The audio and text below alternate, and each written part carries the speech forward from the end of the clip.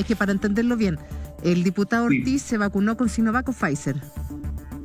Sinovac. Con Sinovac. Es la más frecuente, sí. Claro. Y él tuvo la primera dosis, la segunda dosis, pasaron los 14 días de inmunización, o para alcanzar la inmunidad o ya un mayor porcentaje, que es lo que te dicen, y después de eso, él se contagia teniendo supuestamente esta inmunidad y termina 20 días en la UCI. Exactamente. Afortunadamente sin ventilador mecánico, no llegó al grado más extremo, pero estuvo delicado.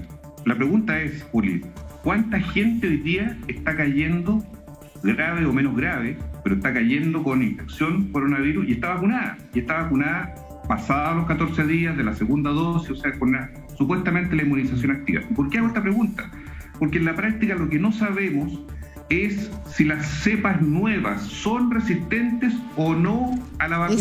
Ese es el problema. Esa es la madre del cordero. Porque no sabemos exactamente esa realidad. Y este dato, al menos ir sabiendo por grupo de edad, quiénes caen o no, cómo caen, si caen leves o caen gravemente, es decisivo para también saber el manejo que vamos a tener con la vacuna para adelante. Yo sé que va a haber un anuncio, lo dijo el ministro en estos días, va a haber un anuncio de un cambio en el calendario para que el grupo joven de menos de 40 se salte la fila, por decirlo así, hay un programa especial para ellos y se les vacune no siguiendo la línea del calendario, que si no terminaríamos por ahí por agosto, sino que sea lo antes posible, porque son el grupo que está contagiándose más, está muy expuesto, y son un grupo más reacio, evidentemente, a la vacunación. Es súper importante lo que nos está planteando, porque el mensaje es vacúnate, es muy importante, es una gran herramienta, pero la vacuna no va a evitar que tú te contagies, tú te puedes contagiar.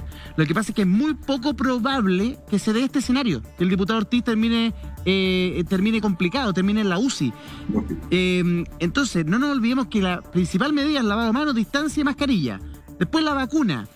Y a pesar de todo eso, te puede dar y tú puedes terminar en la UCI, para que no nos relajemos, porque mucha gente dice, oye, ya tenemos 6 millones de vacunados, estamos avanzando, vamos bien, está mejorando la cosa, los números se han estabilizado, tenemos una especie de meseta, igual alta, pero una meseta. O sea, no hay que relajarse, las cuarentenas están aflojando, no hay que relajarse.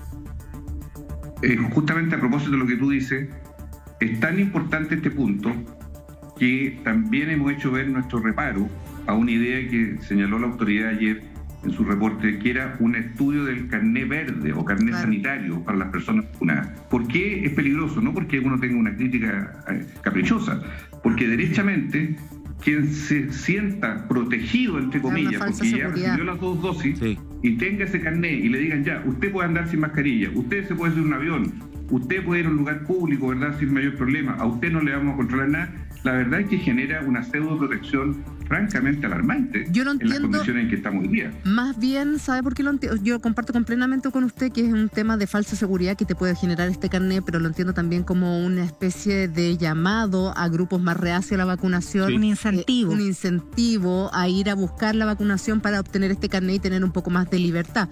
Ahora, yo no sé qué tanto meseta hoy día con 7.199 casos nuevos, con alrededor de 2.852 nuevos casos en la región metropolitana cuando ya desconfinamos 10 comunas. Es una situación bien crítica. Lo que decía hoy día el ministro París es que lo que esperan es llegar a las elecciones con alrededor de 3.000 casos diarios. Pero yo no sé si estamos frente a ese panorama. Es difícil, ¿sabe por qué, Julio? Porque lamentablemente, si bien hay una baja leve, pero es muy aproximadamente un 9% en la semana, sin embargo, las verdaderas cifras las vemos justamente en días como ayer o hoy o mañana, que son las cifras más auténticas porque hay más testeo. Segundo, porque la movilidad, esto lo explicó don Tomás Pérez Acle, un destacado estadístico y experto en estas materias, la movilidad en Santiago bajó casi un 26%, que es bastante poco en la cuarentena. Las 10 comunes que ayer partieron van a tener, según el modelamiento que él hizo, un repunte de desplazamiento y de reinfecciones que van a notarse de aquí al 15 de mayo. Esa es la expectativa que él tiene. En general le ha apuntado bastante bien a los modelos que él ha puesto hacia el futuro. De modo tal de que esta apertura parece muy precoz. Yo hubiera preferido, como opinión personal, haber evitado las aperturas antes del proceso electoral del 15 de mayo para mantener una sola señal unívoca, ¿verdad?, de que tenemos que sostener con fuerza medidas que no nos gustan, porque va a haber un desplazamiento de 8,5 millones de personas en julio del 15 y 16 de mayo. que queremos que lo hagan tranquilo y queremos que las cosas se hagan adecuadamente y no con la sombra en los últimos días, como pasó la última vez, ¿verdad?, de rebrote, de situaciones que sean desesperadas. Le doy un solo ejemplo. En octubre, hace 6 meses, cuando tuvimos el plebiscito, había 1.800 casos diarios, hoy día hay 7.000. Y había en total 10.000 casos activos. Hoy día hay casi 35.000, el triple. O sea, estamos en una situación francamente muy difícil y mucho más complicada que la que tuvimos en el plebiscito de octubre, que fuimos todos a participar. Eso es un escenario que no queremos que se siga dando, pero que en la práctica tiene que resolverse por la vía de medidas más restrictivas y no la sensación de que se puede soltar la mano, como de alguna manera queda hoy día flotando en el ambiente, a pesar de que yo valoro que los gimnasios, los casinos, todo eso restringido, pero las 10 grandes comunas de Santiago significa mover todo Santiago. El Transantiago, el metro, el desplazamiento, la gente que trabaja en el lado oriente. ¿Y en ese son muchas sentido, cosas que van juntas en ese plano. En ese sentido, ¿usted estaba de acuerdo con el regreso a clases presenciales?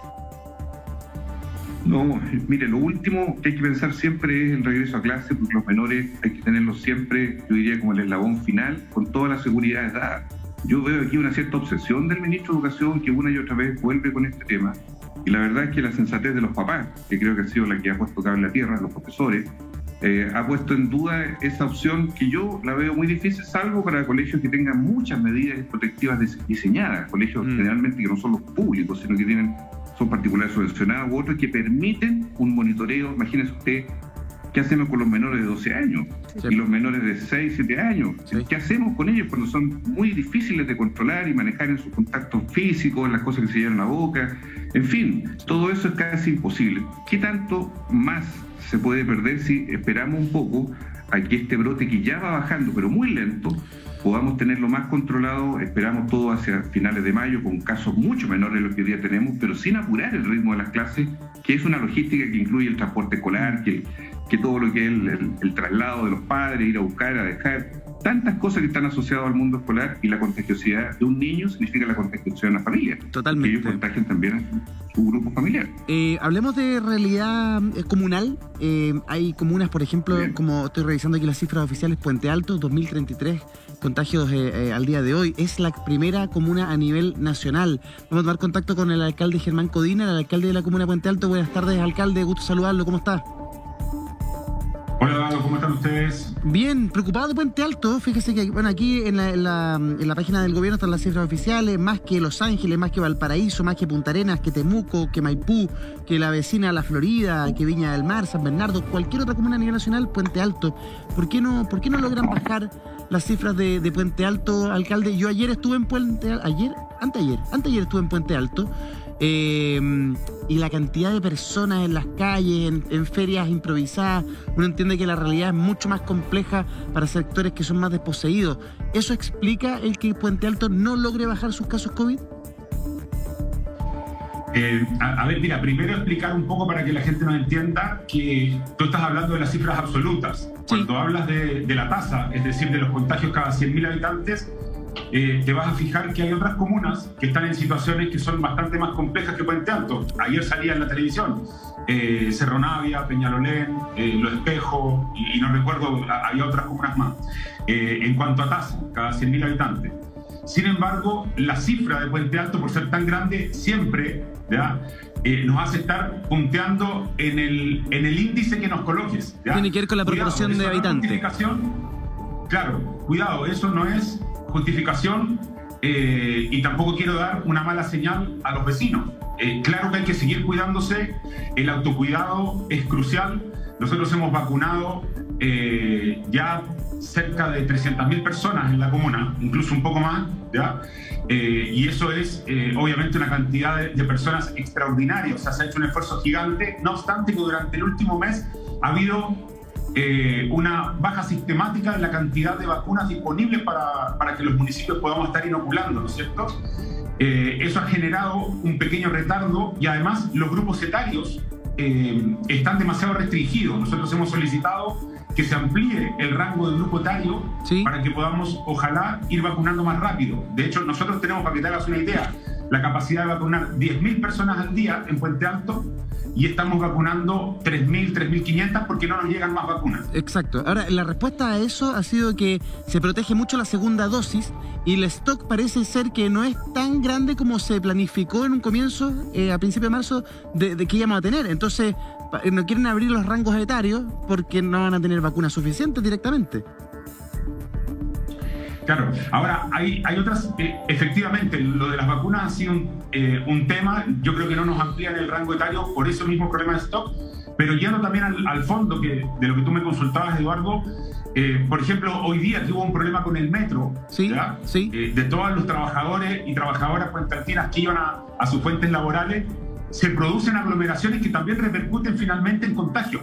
Porque cuando tú tienes las personas moviéndose en el transporte público, aglomeradas ya de por sí, y además se corta el transporte y todos tienen que apiñarse en una nueva micro con otras personas que vienen de otro lado, primero le pierdes la trazabilidad y genera un problema. Claro. Nosotros los municipios ya habíamos solicitado hace mucho tiempo que la autoridad fijara distintos horarios de ingreso y salida ya del trabajo, para de esa manera diversificar la utilización de lo que es el transporte público.